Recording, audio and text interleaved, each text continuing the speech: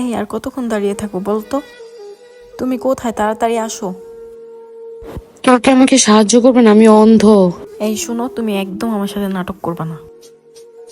এই মেয়ে, এখান থেকে যা তো। ম্যাডাম, আমি না অন্ধ, আমাকে একটু সাহায্য করবেন?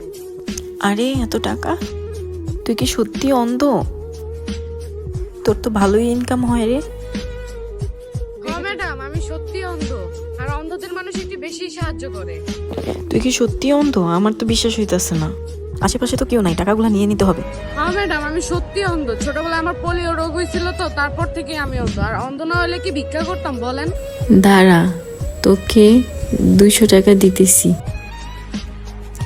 এই লো 200 টাকা। দেখ, তুই তো দেখতে পাস না, আমি তোর 200 টাকা দিলাম।